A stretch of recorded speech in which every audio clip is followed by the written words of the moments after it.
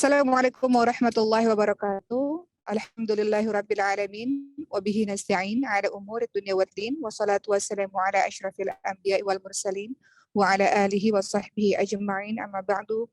Rabbi shrah li sadri wa yassir li amri wahlul 'uqdatam min lisani yafqahu qawli. Teman-teman dimanapun berada, terkhusus seluruh santri-santri Masjidil Hufadz di pusat maupun di berbagai macam cabang, dan teman-teman yang bergabung pada hari ini, alhamdulillah di hari Jumat ini kita bertemu lagi, namun kondisi Uma agak berbeda karena saat ini masih ada di jalan ya, karena harus membawa Sulaiman ke rumah sakit. Tapi insya Allah walaupun di jalan mudah-mudahan tidak mengganggu materi yang akan disampaikan pada hari ini. Teman-teman, ketahuilah, coba Uma lihat dulu mana santri-santri sudah siap tulisannya, pulpen dan buku-bukunya insya Allah ya. Baik, udah kelihatan. Oke, kita membahas mengenai strategi iblis dalam menggoda manusia, teman-teman sekalian. Membahas panjang mengenai itu, maka kita harus tahu terlebih dahulu bahwa kenapa iblis sampai akhirnya manusia. Kita ingat sejarah Nabi Adam alaihissalam, teman-teman. Nabi Adam alaihissalam dikatakan oleh Allah Subhanahu wa taala dengan memiliki berbagai macam kemuliaan. Nabi Adam alaihissalam, teman-teman sekalian, dianugerahi akal pikiran sehingga mengetahui berbagai macam nama-nama benda, sehingga Allah Subhanahu wa taala meminta Nabi Adam alaihissalam untuk disujuti oleh para malaikat dan juga para iblis. Teman-teman lihat dalam surah Al-A'raf ayat ke-11 sampai ke-15. Di situ Allah Subhanahu wa taala berfirman yang artinya, sesungguhnya kami telah menciptakan kalian, lalu kami bentuk tubuh kalian, kemudian kami katakan kepada para malaikat, bersujudlah kalian kepada Adam alaihissalam. Maka mereka pun para malaikat bersujud kecuali iblis, dan tidak termasuk orang-orang yang bersujud. Iblis tidak termasuk orang-orang yang bersujud. Lalu Allah berfirman, apakah yang menghalangimu untuk bersujud kepada Adam? Di waktu aku menyuruhmu, maka iblis menjawab, saya lebih baik daripadanya. Engkau ciptakan saya dari api, sedangkan dia engkau ciptakan dari tanah. Lalu Allah Subhanahu wa taala berfirman, turunlah kamu dari syurga, karena kamu sudah sepantasnya tidak menyombongkan diri di dalamnya, maka keluarlah, sesungguhnya kamu orang yang hina. Apa yang dijawab oleh iblis masih dalam surah Al-A'raf ayat ke-11 sampai ke-15. Iblis menjawab, beri tangguhlah saya sampai waktu yang dibangkitkan. Lalu Allah berfirman, sesungguhnya kamu termasuk mereka yang diberi tangguh. Jadi dalam surah Al-A'raf ayat 11 sampai 15 ini kita bisa lihat ada dosa pertama kali, dosa langit ya, yang terjadi, yaitu dosa kesombongan yang dilakukan oleh iblis, yang menyebabkan pada akhirnya iblis terusir dari surga, dan sejak itu iblis berjanji akan senantiasa menggoda manusia. Ayat ini terus dilanjutkan teman-teman sekalian dalam surah Al-A'raf ayat ke-6.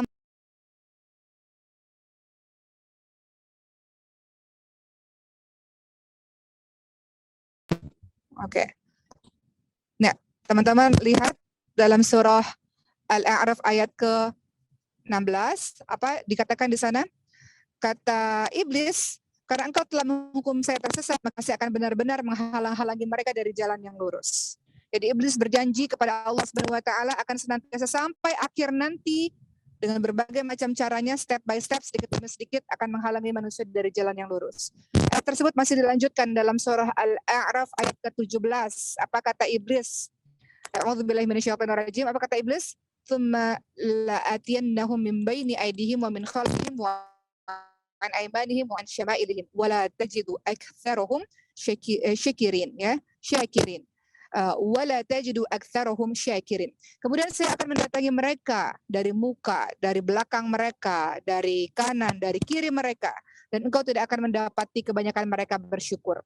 Begitu kata iblis. Iblis berjanji kepada Allah akan menggoda manusia dari depan, belakang, kanan, dan kiri. Kemudian apa yang dikatakan oleh Allah Subhanahu wa taala? Lanjut dalam surah Al-A'raf ayat ke-18.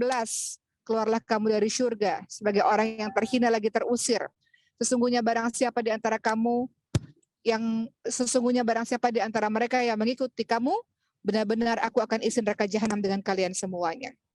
Baik, teman-teman, di sini kita bisa lihat ya, bagaimana setan berjanji kepada Allah Subhanahu wa taala menggoda kita dari segala penjuru. Nanti kita lihat maksudnya apa, menggoda dari depan, dari belakang, dari kanan dan kiri. Sebelumnya, teman-teman sekalian, kita lihat dulu ada sebuah hadis yang diceritakan bagaimana cara setan luar biasa dalam menggoda kita. Apa kata Rasulullah SAW? Sesungguhnya syaitan duduk untuk menghalang-halangi seorang anak Adam dari berbagai jalan. Syaitan duduk menghalangi jalan untuk masuk Islam. Syaitan berkata, apakah kamu masuk ke dalam Islam dan kamu tinggalkan agamamu, agama bapak-bapakmu dan agama nenek moyangmu? Lalu anak Adam tersebut tidak mentaati permintaan dari syaitan. Jadi syaitan itu langkah pertama adalah membuat kita keluar dari agama Allah Subhanahu wa taala. Kemudian setelah kita tidak mau, dalam hadis itu jelaskan lagi, kemudian syaitan pun akan menghalangi kita langkah berikutnya untuk berhijrah dari buruk menuju kepada kebaikan. Ia akan menghalangi kita untuk berhijrah. Kemudian setelah itu apalagi kita tidak mentaatinya, apa yang terjadi kalau kita tidak mentaati syaitan? Dia akan menempuh jalan yang lain. Strateginya dalam menjauhkan kita daripada Allah Subhanahu wa taala.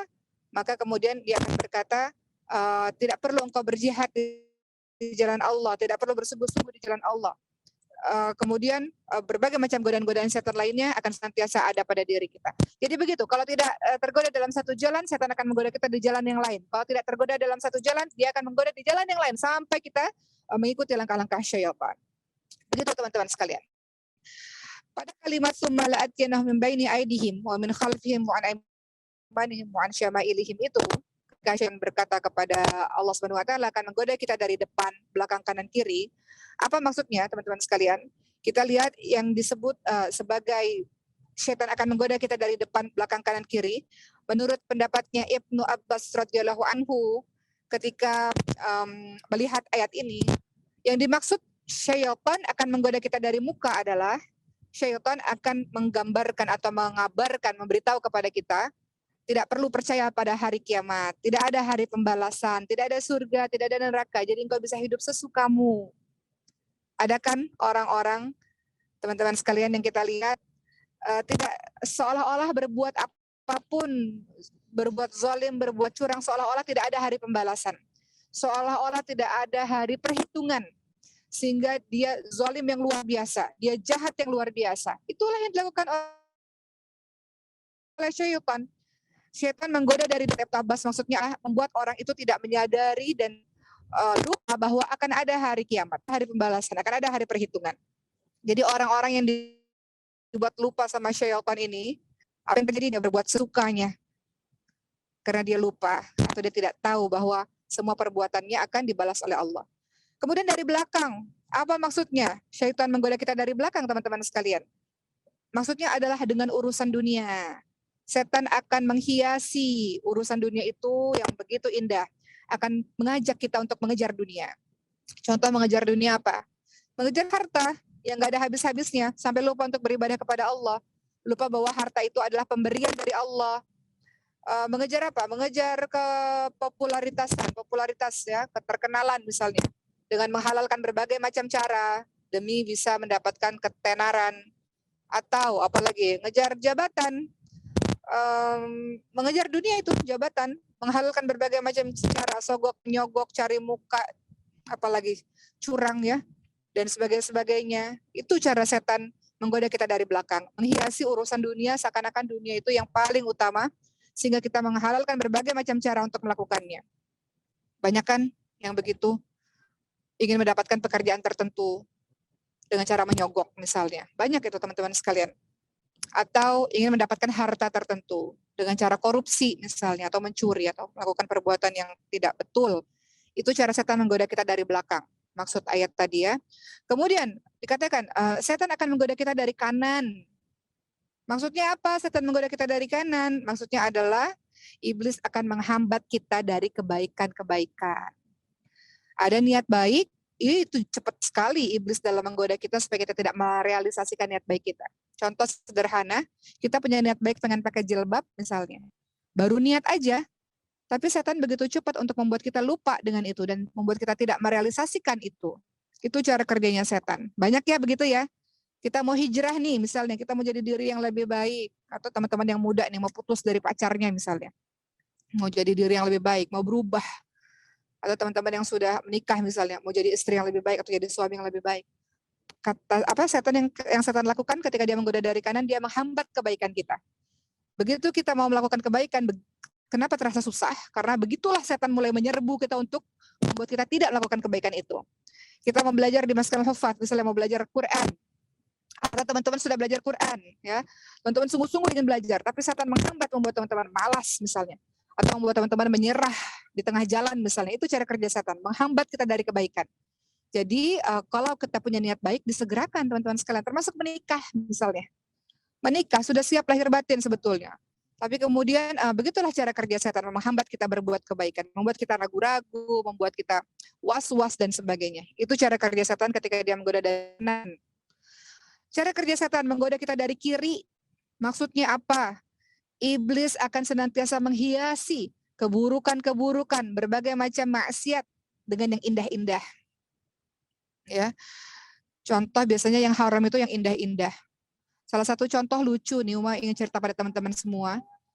Ada seorang majikan laki-laki yang jatuh cinta kepada asisten rumah tangganya. Kemudian majikan laki-laki itu menggoda asisten rumah tangga dan mengatakan, saya akan ke kamar kamu nanti jam 12 malam nanti. Kemudian asisten rumah tangga ini memberitahukan kepada majikan perempuan. Maka apa yang terjadi, kata majikan perempuan, nanti ketika suami saya masuk ke kamar kamu, maka kita akan bertukar tempat. Saya akan masuk ke kamar kamu. Nah, di malam harinya si majikan laki-laki itu masuklah ke dalam kamar sang asisten rumah tangga ya, untuk melakukan sesuatu yang tidak terpuji. Dan pada saat itu sang majikan perempuan sudah bertukar tempat. Majikan perempuan sudah ada di kamarnya asisten rumah tangga. Dimatikanlah seluruh lampu dan si majikan laki-laki ini mulai menyentuhlah istilah. Singkatnya, lampu tersebut dinyalakan dan alangkah terkejutnya sang majikan laki-laki karena ternyata yang disentuhnya adalah istrinya sendiri. Apa kata sang istri? Apa rasanya, Pak? Sama saja kan. Begitulah cara setan menghiasinya. Padahal apa yang ada di diri perempuan asisten rumah tangga itu saya pun memilikinya. Tapi kemudian setan menghiasi yang haram menjadi yang indah-indah. Begitu maksudnya teman-teman sekalian. Ya, jadi yang namanya keharaman, yang namanya maksiat pasti selalu dihiasi dengan yang indah-indah. Itu cara kerjanya syaitan ketika dia menggoda dari kiri. Ya, jadi di sini kita bisa lihat pendapatnya Ibnu Abbas. Maksud setan menggoda dari depan sekali lagi adalah mengabarkan bahwa tidak akan ada hari kebangkitan. Maksudnya setan menggoda kita dari belakang, maksudnya adalah urusan dunia, bahwa kita akan dibuatnya untuk senantiasa mengejar dunia dan lupa akan ada kematian. Dari kanan, setan akan membuat kita menghambat kebaikan-kebaikan kita, dan dari kiri setan akan menghiasi maksiat itu menjadi sangat indah. Begitulah teman-teman sekalian. Seterusnya kita akan membahas mengenai setelah kita tahu cara kerjanya syaitan seperti itu dan begitu berambisinya syaitan dalam menggoda kita sejak ia diusir dari surga oleh Allah Subhanahu wa taala. Ternyata subbab berikutnya yang akan kita bahas, ada 10 pintu syaitan dalam menyesatkan manusia. Berhati-hatilah dengan ini. Kenapa? Teman-teman ketahuilah bahwa hati kita ini ibarat benteng. Bayangkan hati kita ini benteng. Dan setan itu adalah musuh yang selalu ingin masuk ke dalam benteng itu. Setan selalu ingin masuk, ingin menguasai benteng itu. Coba dianalogikannya seperti itu. Dan tidak mungkin benteng itu bisa terjaga ya selain adanya penjagaan yang ketat dari pintu-pintunya. Jadi kalau namanya benteng kan punya pintu-pintu ya. Kalau pintu-pintunya nggak dijaga ketat, pasti musuh bisa masuk. Begitulah analogi kalau kita punya hati ini, hati kita ibarat benteng, dan hati kita ini ada pintu-pintu masuknya. Kalau nggak dijaga dengan ketat pintu-pintu itu, setan akan bisa masuk dan menguasainya. Kalau setan sudah menguasainya, maka habislah kita teman-teman sekalian. Maka ini akan kita bahas, pintu-pintu apa saja yang setan bisa masuk untuk akhirnya menghancurkan kita, yang kita harus waspadai. Jadi beberapa pintu itu yang harus teman-teman waspadai supaya syaitan tidak masuk dan tidak menguasai hati, tidak menguasai benteng. Pintu yang pertama adalah yaitu dengki. Hasad, iri, dengki. Pernah ketemu atau diri kita sendiri yang iri dengki? Apa contoh orang yang iri dengki? Susah lihat orang lain senang, senang lihat orang lain susah. Itu yang dinamakan dengan dengki. Nggak suka dia kalau ngelihat orang lain dikasih kenikmatan oleh Allah Subhanahu wa taala. Nggak suka kalau Allah kasih kehebatan pada orang lain, kepintaran, kecerdasan kepada orang lain. Ketika melihat Instagram misalnya ya, Kenapa ya dia punya rumah tangga yang seperti itu, punya keluarga yang seperti itu, sementara aku tidak, dan dia benci, dia iri, dia dengki melihat ada orang yang mendapatkan kenikmatan dari Allah itu. Dan lebih parahnya lagi, orang yang iri dengki ini bahkan dia bisa melakukan berbagai macam cara untuk melenyapkan kenikmatan dari orang tersebut. Ini bahaya nih. Makanya dalam surah Al-Falaq ada kan doa supaya kita terhindar dari orang-orang yang dengki. Karena orang-orang yang dengki ini banyak teman-teman sekalian, dan biasanya yang dengki itu tukang bakso yang dengkinya sama tukang bakso. Ngerti nggak maksudnya teman-teman sekalian? Tukang ayam dengkinya sama tukang ayam, rata-rata yang punya satu profesi tuh dengkinya. Hati-hati. Bahkan guru bisa dengkinya sesama guru, bisa teman-teman sekalian. Ketahuilah bahwa setiap Allah tidak akan pernah salah dalam memberikan rezeki pada seseorang, dan rezeki itu nggak pernah tertukar. Jadi jangan pernah membanding-bandingkan kenikmatan yang kita peroleh dengan kenikmatan yang orang lain peroleh. Makanya Allah selalu bilang, fabi ayyi ala'i rabbikum tukadziban. Nikmat yang mana lagi sih yang didustakan? Banyak sekali loh nikmat yang sudah Allah berikan kepada kita, tapi kita masih selalu mengeluh, selalu merasa kurang karena kita bandingin dengan orang yang di atas kita. Jadi ternyata pintu masuk syaitan yang paling berbahaya untuk kita, yang pertama adalah hasad, dengki, teman-teman sekalian. Ya, ketika kita hasad, kita dengki, maka bahaya. Itu yang membuat kita benci pada seseorang, membuat kita selalu memandang buruk orang lain di luar sana, dan membuat kita nggak bersyukur, membuat kita banyak mengeluh. Mengeluh itu tanda orang yang nggak bersyukur. Banyak kenikmatan yang Allah kasih, kenapa engkau iri dengki pada orang lain? Lupa, banyak sekali nikmat yang Allah berikan kepadamu, tubuh yang lengkap misalnya, kesehatan, bisa makan, bisa minum misalnya, kenapa harus melihat selalu yang di atas, teman-teman sekalian? Andai kan kau melihat yang di bawah, banyak yang bisa engkau syukuri dari pemberian Allah Subhanahu wa taala. Ada yang mengatakan keluarga saya berantakan misalnya. Tapi engkau tidak lihat, mungkin di bawah lebih ada yang berantakan lagi dibanding dengan dirimu misalnya. Engkau bandingkan dengan keluarga orang lain yang harmonis misalnya. Atau engkau mengatakan saya nggak punya saya kekurangan finansial, saya kekurangan uang misalnya. Karena teman-teman ngelihat di luar sana orang yang lebih tinggi, yang lebih kaya dan sebagainya. Padahal kalau kita bersyukur ternyata banyak loh orang di bawah kita yang nggak bisa makan, teman-teman masih bisa makan, gitu ya. Misal teman-teman kalian, pintu yang pertama yang teman-teman harus waspadai adalah dengki. Pintu yang kedua, mau supaya setan tidak menguasai kita, maka hindari ini. Pintu yang kedua yang membuat setan cepat masuk ke dalam diri kita adalah marah. Marah, teman-teman sekalian. Kenapa marah? Marah itu bisa merusak akal. Betul kan? Kalau kita marah, akal kita lemah. Dan pada saat itulah tentara-tentara, bala tentara syaitan iblis akan melakukan serangannya untuk masuk dan untuk mentertawakan manusia. Makanya Rasul bilang orang yang paling kuat bukan orang yang paling kuat bergulat, tapi orang yang paling bisa menahan amarahnya.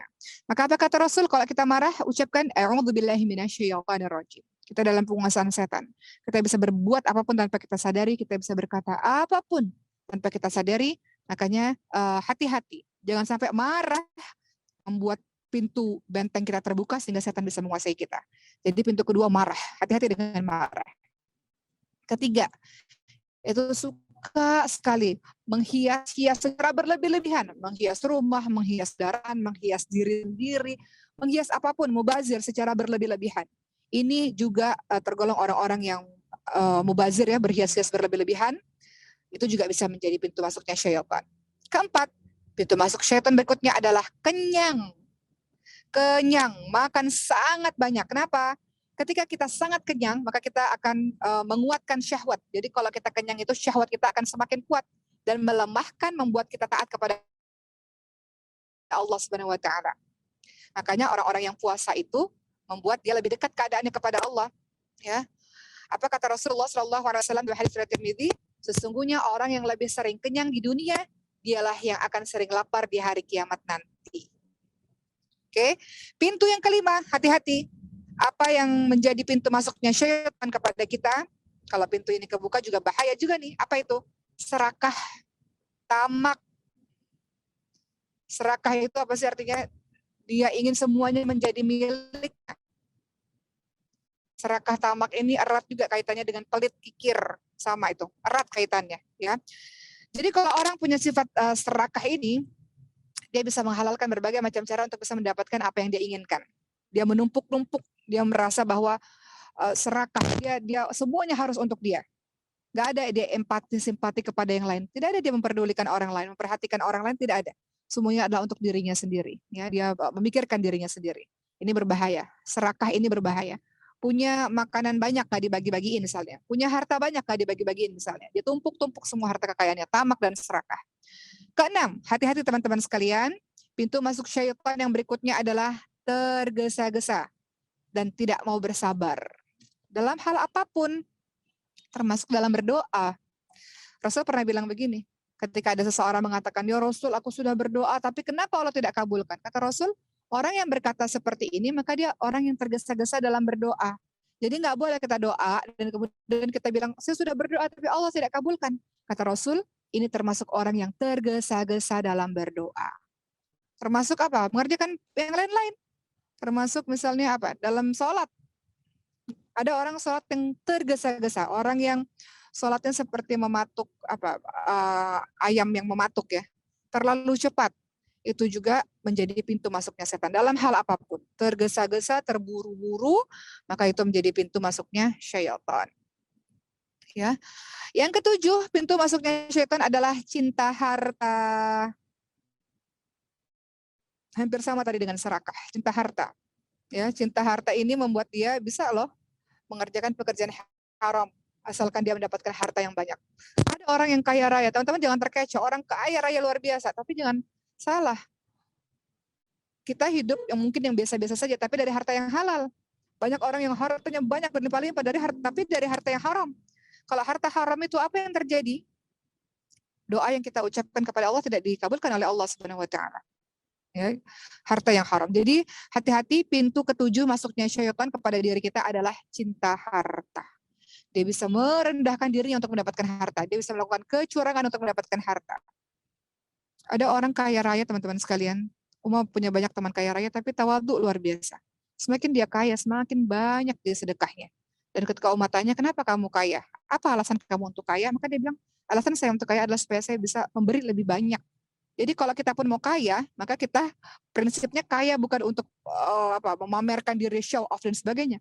Justru semakin kita kaya, semakin bermanfaat kita pada banyak orang. Bukankah kita diperbolehkan iri, kata Rasul kepada dua orang. Pertama orang yang dikasih ilmu agama, kemudian dia mengajarkannya. Atau orang yang hafal Quran, kemudian dia mengajarkannya. Kedua orang yang berharta banyak dan kemudian dermawan. Kita hanya boleh iri pada dua orang itu saja, teman-teman sekalian. Ya, jadi yang ketujuh, pintu masuknya syaitan kepada diri kita adalah cinta harta. Kedelapan, ya, ini Uma baru pulang dari bertemu dengan seseorang ya. Beliau bercerita, beliau sudah sepuh, umurnya 70 tahun dan beliau katakan, ini saya menikah yang ketiga kali karena yang kemarin istri satu, istri kedua udah muda, tapi menikah dengan saya karena hanya hartanya saja, begitu katanya. Sementara saya membutuhkan istri yang ikhlas, istri yang ridha, istri yang dekat kepada Allah. Jadi begitu ya, jadi kalau kita cinta harta itu kita bisa melakukan berbagai macam cara. Kembali lagi teman-teman sekalian, yang kedelapan, pintu masuknya syaitan kepada diri kita adalah fanatik terhadap mazhab atau golongan tertentu. Sehingga membuat kita merasa golongan lain itu salah. Golongannya sendirilah yang paling benar. Dan akibatnya bisa merendahkan orang lain. Ya, ada juga tuh di sekitar kita orang-orang yang seperti itu. Menganggap golongannya paling hebat, golongannya paling luar biasa. Sehingga yang bukan berasal dari golongannya ia rendahkan. Kemudian yang kesembilan, pintu masuknya syaitan adalah mengajak orang lain untuk berpikir tentang bahwa Allah itu tidak ada, bahwa gaib itu tidak ada, bahwa tentang sesuatu yang gaib itu adalah sesuatu yang tidak masuk akal. Ini banyak ya orang-orang yang kemudian mengajak kita berpikir dan sebagainya, membuat kita pada akhirnya iya ya, Allah itu ada nggak ya? Membuat keraguan kita seperti itu. Ini hati-hati loh teman-teman sekalian. Karena Oma pernah dapat cerita dari teman yang sembuh dari corona. Beliau bercerita, bahaya sekali, ini benar-benar fitnah yang luar biasa. Ketika saya merasa saya udah sekarat, saya sempat berpikir Allah itu nggak ada, katanya begitu. Setan ya teman-teman sekalian. Jadi, makanya kita jangan kepedean nih. Makanya harus terus berdoa kepada Allah agar husnul khatimah, berdoa kepada Allah agar istiqamah dalam ketaatan. Karena teman Uma ini orang yang taat pada agama, tapi dia katakan ketika saya corona dan saya rasa saya sudah mau kembali kepada Allah, saya rasa saya sudah mau mati katanya. Saya malah nggak percaya di detik-detik itu, saya nggak percaya ada surga dan neraka, saya nggak percaya ada Allah. Nggak tahu kenapa bisa terjadi seperti itu katanya. Itu fitnah yang sangat dahsyat dan sangat mengerikan. Ya, jadi hati-hati teman-teman sekalian. Yang hanya bisa menjamin adalah kita berusaha semaksimal mungkin untuk beramal saleh sampai akhir. Itu dia. Ya, begitu teman-teman sekalian. Oke, jadi yang ke-9 adalah pintu masuknya setan, yaitu membuat kita ragu-ragu. Ada orang yang senantiasa membuat kita ragu-ragu akan betul nggak ya ada surga dan neraka, betul nggak ya ada hari pembalasan, betul nggak ya ada Allah dan sebagainya. Ya. Dan yang ke-10, pintu masuk setan terhadap diri kita adalah berburuk sangka, suuzon pada muslim lainnya. Suuzon kita teman-teman sekalian. Padahal kalau kita suuzon, apa yang terjadi teman-teman sekalian? Kalau kita suuzon, maka yang terjadi adalah kita akan selalu memandang rendah dan memandang buruk orang lain. Itu yang terjadi. Padahal seharusnya seorang mukmin, orang-orang beriman ini ketika melihat saudaranya, maka dia akan selalu mencari seribu alasan kebaikan untuk orang itu. Misalnya, contoh, seorang teman kita mencuri misalnya. Tentu saja itu perbuatan tidak dibenarkan. Tapi tentu dia ada alasan kenapa dia melakukan hal yang seperti itu. Salah satu contoh misalnya di Masjidil Hufaz, santri penghafal Quran, ada satu orang yang mencuri teman-teman sekalian. Dan akhirnya dia sudah keluar. Karena di Masjidil Hufaz, siapapun yang mencuri akan langsung keluar. Ya, akan langsung drop atau akan langsung keluar. Tapi tentu dia seorang penghafal Quran. Dia punya banyak kebaikan dibanding kesalahannya itu. Walaupun dia harus menerima. Maka husnuzon, yaitu tabayun, kenapa itu bisa terjadi? Apa alasan dia bisa melakukan hal seperti itu? Itulah yang diharuskan dilakukan oleh kita, teman-teman sekalian, bahwa senantiasa berhusnuzon, apalagi kepada saudara mukmin ya. Sebentar ya teman-teman.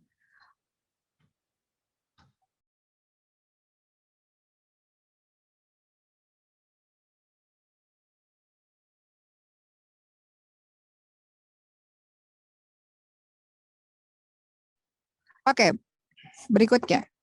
Ya. Berikutnya setelah kita tahu ada 10 pintu masuk syaitan ya yang membahayakan diri kita. Semua yang tadi Uma sampaikan itu dari buku atau dari kitab Minhajul Qasidin ya, karya Ibnu Qudamah. Kemudian sekarang teman-teman sekalian, mari kita lihat bagaimana syaitan langkah-langkah dalam manusia. Ya, ini perkataannya Ibnu Qayyim rahimahullah. 4 pintu syaitan dalam menggoda manusia. Kalau tadi pintu-pintu masuknya syaitan menurut Ibnu Qudamah. Nah, sekarang kita akan masuk ke sebab berikutnya yaitu 4 pintu syaitan dalam menggoda manusia, kata Imam Ibnu Qayyim rahimahullah. Jadi setan ini memiliki langkah-langkah dia dalam menggoda manusia. Apa itu? Nah, teman-teman lihat kata Ibnu Qayyim rahimahullah, ada 4 hal langkah-langkah setan dalam menggoda manusia. Pertama, teman-teman lihat dalam surah An-Nur 30, An-Nur 31 sebagai dalil untuk kita menjaga pandangan kita.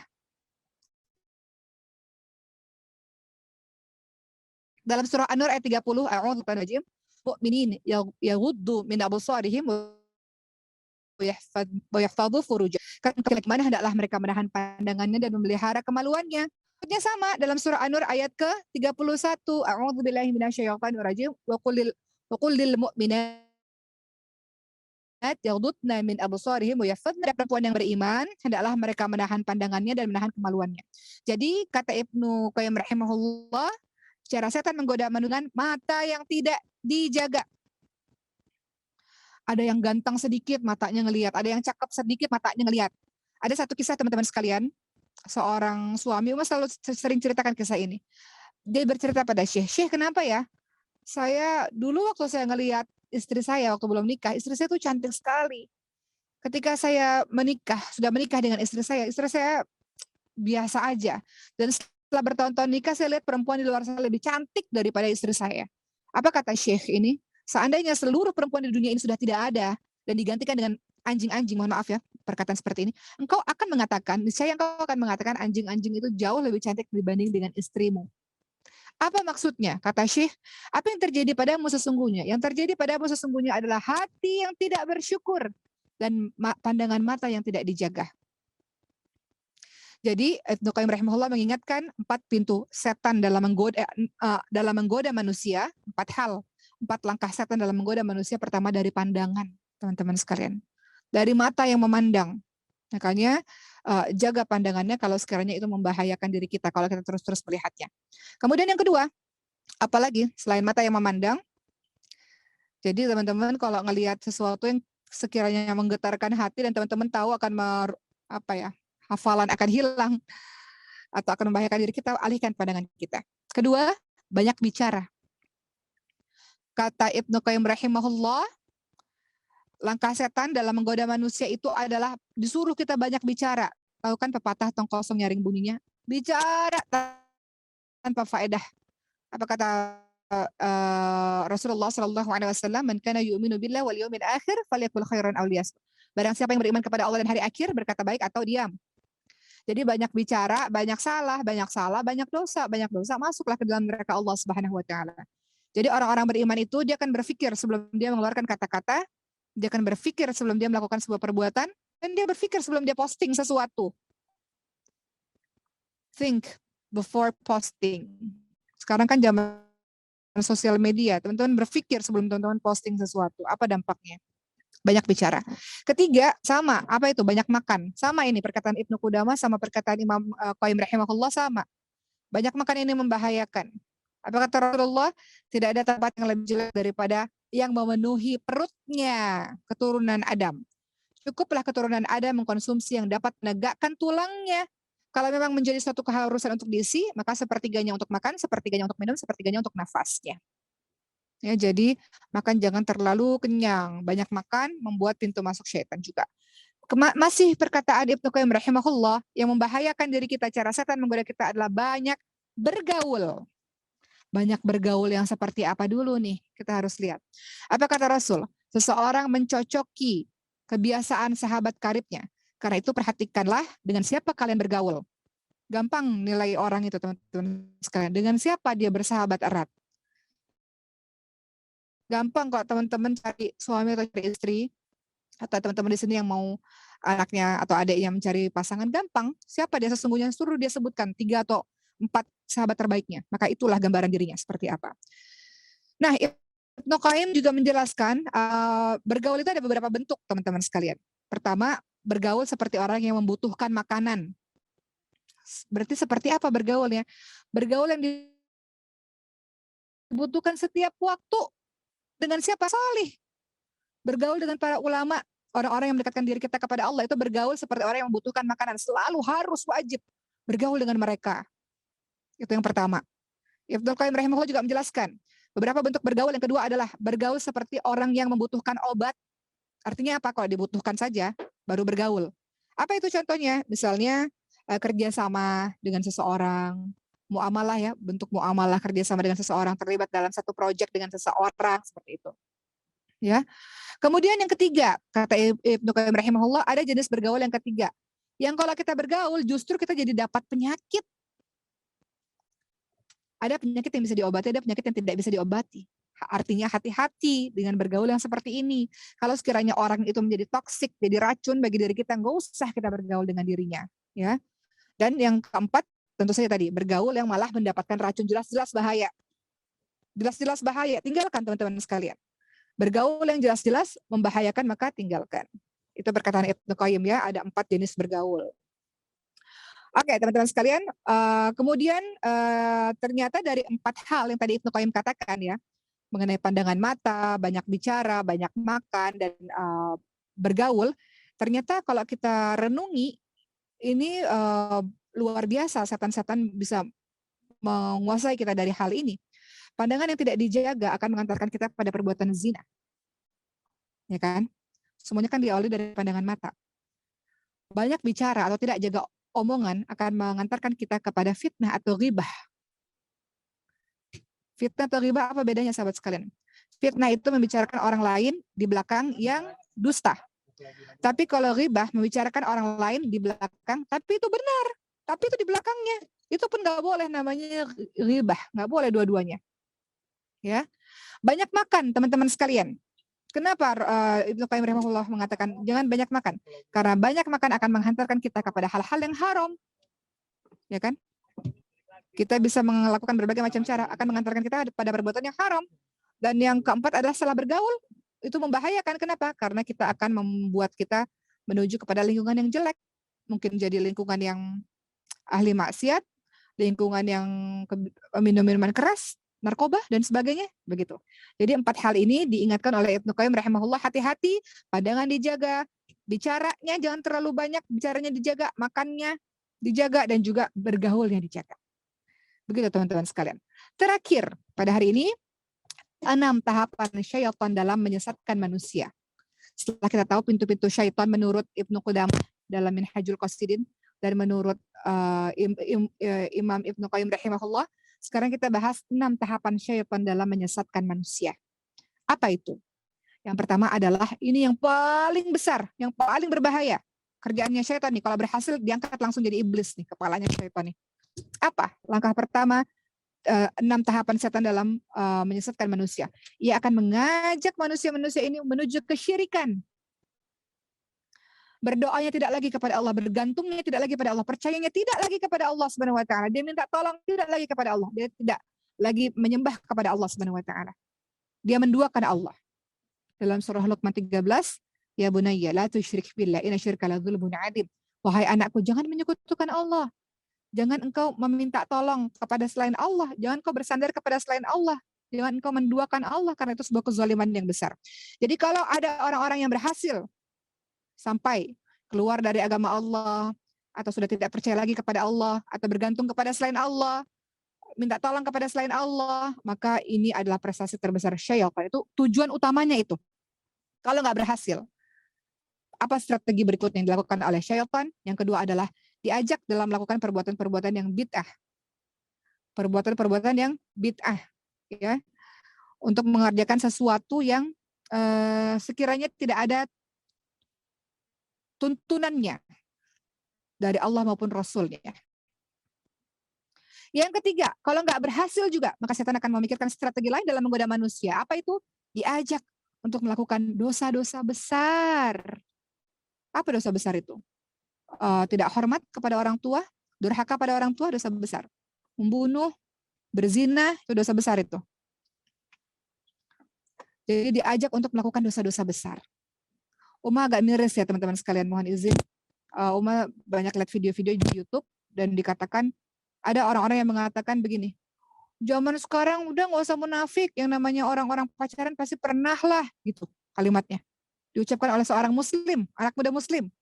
Bagaimana dia bisa mengucapkan kalimat seperti itu teman-teman sekalian? Padahal dia seorang muslim dan dia tahu bahwa perbuatan zina itu adalah sebuah dosa yang besar. Maka itulah cara kerja setan. Strategi yang ketiga, kalau nggak berhasil dia dalam mengajak syirik atau durhaka kepada Allah, murtad. Yang kedua adalah dia ajak kepada bid'ah. Kalau nggak berhasil juga dia ajak pada dosa-dosa besar. Dan dia anggap, setan membuat manusia menganggap dosa besar adalah dosa kecil. Dia anggap remeh-temeh. Na'udzubillah min dzalik. Ya, itu cara kerja iblis. Yang keempat, nggak berhasil nih, kita masih taat nih sama Allah, masih kuat.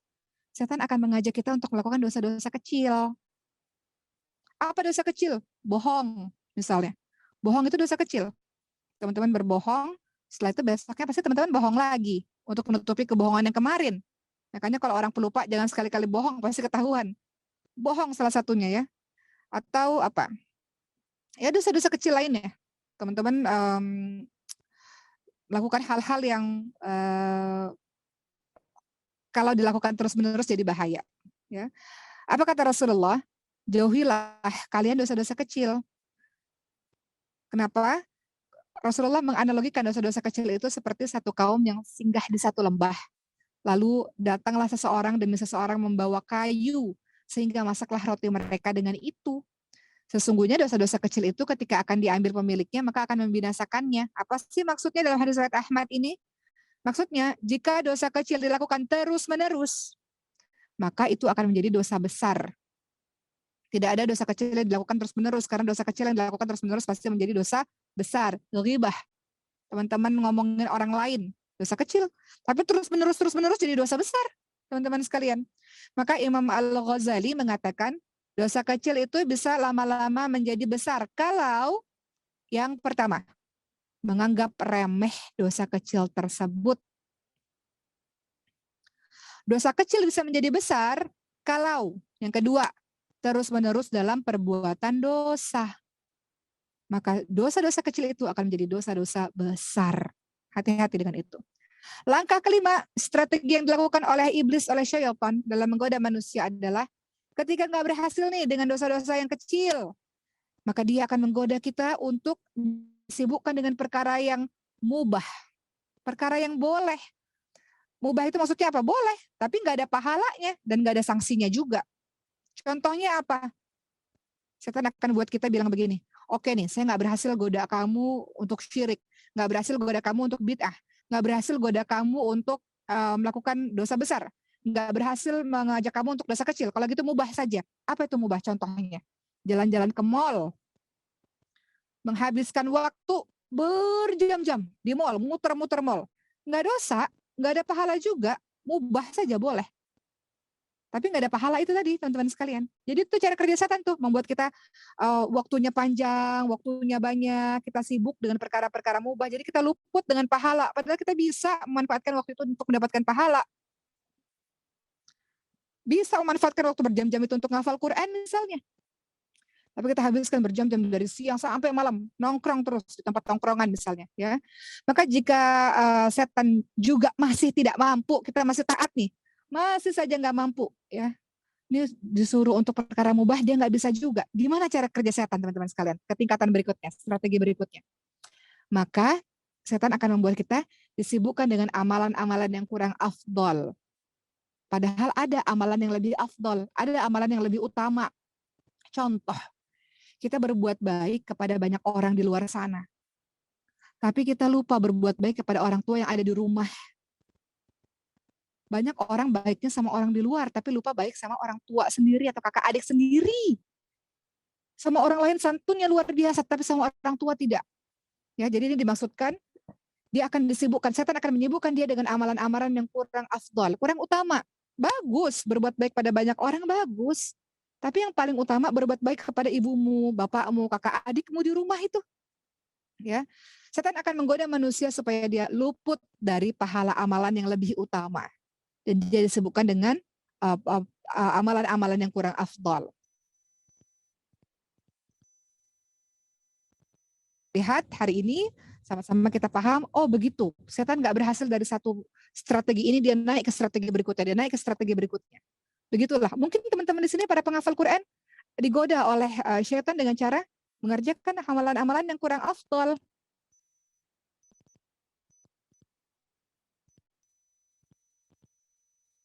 Begitulah teman-teman sekalian ya. Jadi kita sudah selesai dalam pembahasan ini. Ingat dalam surah Al-Baqarah 168 sampai 169 Allah Subhanahu wa taala berfirman, "A'udzubillahi minasyaitonirrajim wa la tattabi'u khutuwati syaitan innahu lakum aduwwum mubin." Ya. Dan janganlah kamu mengikuti langkah-langkah syaitan karena sesungguhnya syaitan itu adalah musuh yang nyata bagimu, kata Allah. Dan Allah Subhanahu wa taala berfirman lanjutannya, sesungguhnya syaitan itu menyuruh kamu berbuat jahat dan keji dan mengatakan terhadap Allah apa yang tidak kamu ketahui. Jadi teman-teman semua, alhamdulillah kita sama-sama sudah memahami pada hari ini begitu banyak pintu masuknya syaitan, ya. Ada 10 poin kalau tidak salah tadi ya yang disebutkan oleh Ibnu Qudamah dari Minhajul Qasidin, kitab Minhajul Qasidin. Kemudian 4 pintu syaitan juga yang diucapkan oleh Ibnu Qayyim rahimahullah, dan kita juga sama-sama sudah melihat bagaimana 6 strategi iblis dalam menggoda kita dengan berbagai macam tingkatannya. Jadi mudah-mudahan hari ini kita sama-sama minta kekuatan kepada Allah untuk bisa istiqamah di jalan kebaikan, insya Allah apapun yang sedang kita lakukan, dan kita tahu bahwa semakin banyak kita belajar, maka ketika kita mengerjakan perbuatan dosa itu semakin besar dosanya kita lakukan. Sebaliknya orang di luar sana yang nggak belajar agama, yang nggak belajar Quran, dia berbuat dosa mungkin karena dia tidak tahu. Sehingga mungkin Allah tidak berikan dosa, tidak berikan pahala, tidak berikan dosa kepadanya ketika dia melakukan hal tersebut. Ya, jadi banyak mengkoreksi diri sendiri, banyak bermuhasabah, banyak bertobat kepada Allah Subhanahu wa taala. Insya Allah teman-teman sekalian kita menjadi diri yang baik dan berhijrah lebih baik. Insya Allah Allah bantu kita dalam keistiqamahan, insya Allah. Baik, teman-teman, mohon izin hari ini tidak ada pertanyaan dulu. Uma sudah sampai di RSCM Rumah Sakit Cipto karena memang sering Uma kesini dalam mengantarkan Sulaiman. Mohon doanya juga untuk Sulaiman, semoga semua terapi pengobatannya berjalan dengan baik. Semangat semuanya dan silakan untuk panitia memilih random Siapa yang kira-kira dari pertanyaan-pertanyaan boleh ya, siapa yang kira-kira mendapatkan hadiah dari Batresia, skincare Batresia yang halal dan thayyib. Terima kasih telah bergabung hari ini. Insya Allah kita ketemu lagi Jumat depan. Teman-teman request kira-kira mau tema tentang apa lagi yang lain-lain ya. Semoga Allah Subhanahu wa taala jauhi kita dari godaan syaitan yang terkutuk. Terima kasih. Assalamualaikum warahmatullahi wabarakatuh.